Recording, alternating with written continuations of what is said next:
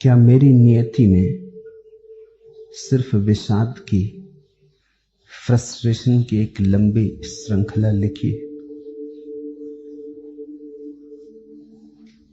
तुम्हारे हाथ में है, लिखते जाओगे तो लिखी रहेगी। विषाद कोई और तुम्हें नहीं दे रहा है, तुम्हारा चुनाव, तुमने चुना है। आनंद भी कोई और नहीं देगा, तुम चुनोगे तो मिलेगा।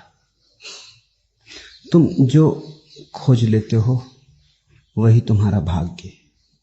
थोड़ा समझिए, भाग्य की पुरानी धारणा कहती है लिखा हुआ है, और किसी और ने लिखा है, तुमने नहीं।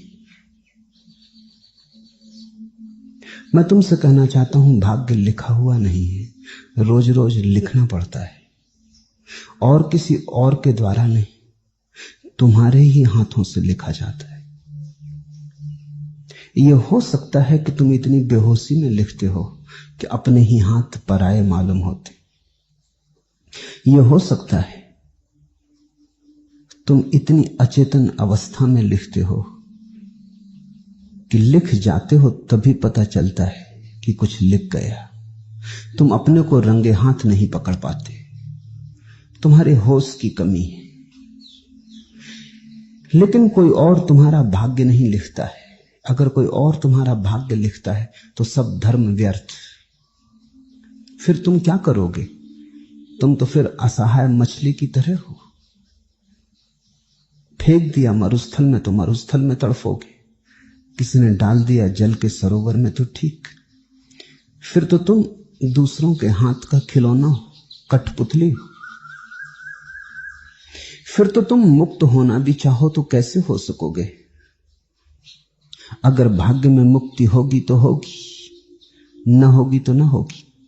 भाग्य की मुक्ति भी क्या मुक्ति जैसी होगी? किसी को मुक्त होना पड़े मजबूरी में तो मुक्ति भी परतंत्रता हो गई।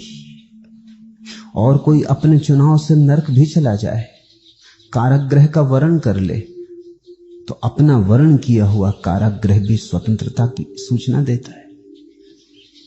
मुक्ति कोई स्थान नहीं,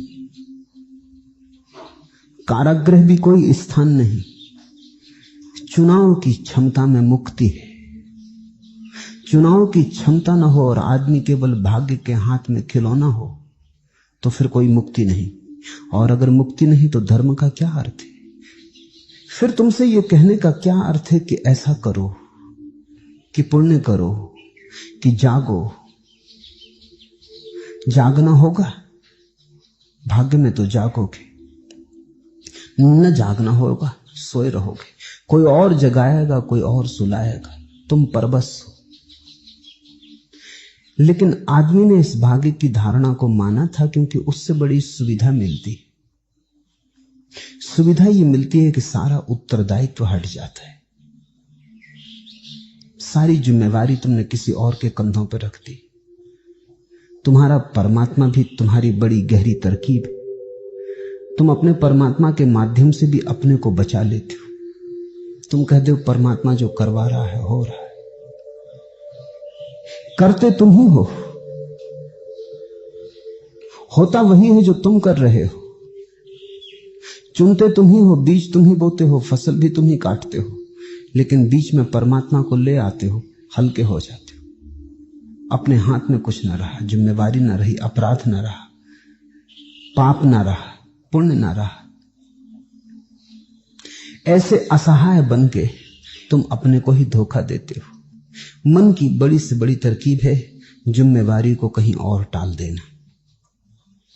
और यह तरकीब इतनी गहरी है, आस्तिक भगवान पर टाल देता है, नास्तिक प्रकृति पर टाल देता है, कम्युनिस्ट इतिहास पे टाल देता है, फ्रायड अचेतन मन पे टाल देता है, कोई अर्थशास्त्र पे टाल देता है, कोई राजनीति पे टाल देता है। ये सब तुम्हारे एक ही तरकीब के जाल है। कोई कर्म के सिद्धांत पे टाल देता है, लेकिन टालने के संबंध में सभी राजी। जिम्मेवारी हमारी नहीं। लेकिन तुम थोड़ा सोचो, जैसे ही तुमने जिम्मेवारी छोड़ी तुमने आत्मा भी खो दी। तुम्हारे उत्तरदायित्व में ही तुम्हारी आत्मा की संभावना है। अगर तुम चुनाव कर सकते हो और मालिक हो तो ही तुम्हारे जीवन में कोई गरिमा का आविर्भाव होगा, कोई प्रकाश जलेगा, कोई दीप जगेगा, अन्यथा तुम अंधकार ही रहोगे। भाग्य से सावधान। भाग्य धार्मिक आदमी के मन की धारणा नहीं। तुम चौंकोगे क्योंकि तुम धार्मिक आदमी को भाग्यवादी पाते हो। मैं तुम्हें फिर याद दिलाऊं, धार्मिक अधार्मिक सभी भाग्यवादी हैं। भाग्य की उनकी व्याख्या अलग अलग होगी। मार्क्स कहता है कि समाज निर्धारक है, व्यक्ति नहीं। धन की व्यवस्था निर्धारक है, व्यक्ति नहीं। व्यक्ति की आत्मा खो गई। और मार्क्स नास्तिक है, आस्तिक नहीं, धार्मिक नहीं, अधार्मिक है।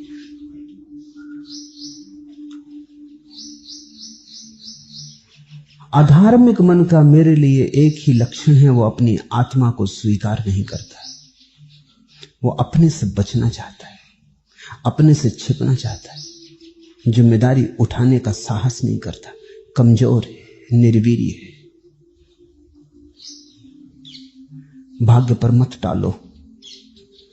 भाग्य तुम ही लिखते हो, भाग्य तुम्हारा ही हस्ताक्षर है। माना कि कल का लिखा तुम भूल गए, तुम्हारा होश कमजोर है, परसों का लिखा स्मरण में नहीं रहा,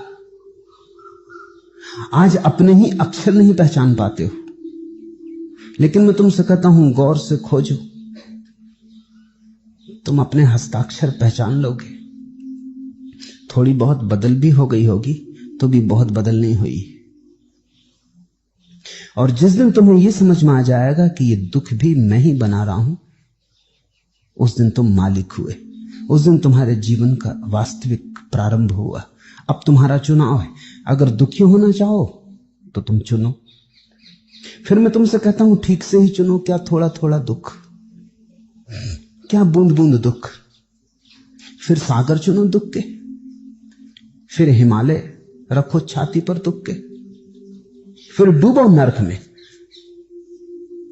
लेकिन एक बार ये बात तय हो जाए कि तुम ही, तो फिर तुम दुख की ही फसल काटो। अगर वही तुमने निर्णय किया, अगर उसमें ही तुमने सुख पाया है तो सही। लेकिन एक बात समझ लेना, भूल के भी ये मत कहना कि किसी और ने नियति तय की है। लेकिन जान के तो कोई भी दुख चुनेगा नहीं। यही तो मजा है, जब तक तुम दूसरे पर टालते हो तभी तक दुख को चुनोगे। जिस दिन तुम सोचोगे मेरा ही चुनाव है, कौन दुख को चुनता है? दुख को जानकर कब किसने चुना है? अनजाने भला चुन लो। हीरे जवाहरात समझ के भला तुम सांप बिच्छू तिजोरी में इकट्ठा कर लो। लेकिन सांप बिच्छू समझ के कौन इकट्ठा करता है? एक बार तुम्हें समझ में आ गया कि मैं ही निर्णायक हूं, मैं ही हूं मेरा भाग्य, मेरी नियति, मेरा चुनाव है, उसी क्षण से दुख विदा होने लगेगा। उसी क्षण तो तुम्हारे जीवन में सुख का प्रभात होगा, सुख का सूरज निकलेगा। और जब अपने ही हाथ में है तो फिर थोड़ा थोड़ा सुख क्या चुनना, फिर बरसाओ सुख के मेघ। और मैं तुमसे कहता हूं, ये तुम्हारे निर्णय पर निर्भर है, और ये बहुत बुनियादी निर्णय है। पूछा है, क्या मेरी नियति में सिर्फ विषाद की एक लंबी श्रृंखला लिखी है? कौन लिखेगा विषाद की लंबी श्रृंखला तुम्हारे जीवन में? किसको पड़ी? कौन तुम्हें दुख देने को उत्सुक है? अगर परमात्मा कहीं है तो एक बात निश्चित है कि तुम्हें दुख देने को उत्सुक नहीं। परमात्मा और दुख देने को उत्सुक हो तो फिर शैतान और परमात्मा का भेद क्या करोगे? और ध्यान रखना, परमात्मा अगर तुम्हें दुख देने में उत्सुक हो तो खुद भी दुखवादी होगा और दुख ही पाएगा। जो दुख लिखेगा दूसरों के जीवन में, वो अपने जीवन में भी दुख लिख लेगा। जो चारों तरफ दुख बरसाएगा उस पर भी दुख के छींटे पड़े बिना न रहेंगे, और जो सबके जीवन में अंधेरा कर देगा, दिए फूंक देगा, उसे खुद भी अमावस में रहना पड़ेगा। ये भूल अगर परमात्मा कहीं है तो ना करेगा। यदि परमात्मा है तो वो तुम्हारे जीवन में सुख चाहेगा, दुख नहीं चाह सकता, क्योंकि तो ही उसके जीवन में भी सुख की संभावना है। परमात्मा शब्द को हटा लो, पूरा अस्तित्व कहो। अस्तित्व भी तुम्हारे जीवन में सुख चाहेगा, क्योंकि तुम अस्तित्व के हिस्से हो। तुम्हारा दुख अंततः अस्तित्व के कंधों पर ही पड़ेगा। अगर व्यक्ति दुखी है, अगर अंश दुखी है, खंड दुखी है, तो पूर्ण भी दुखी हो जाएगा।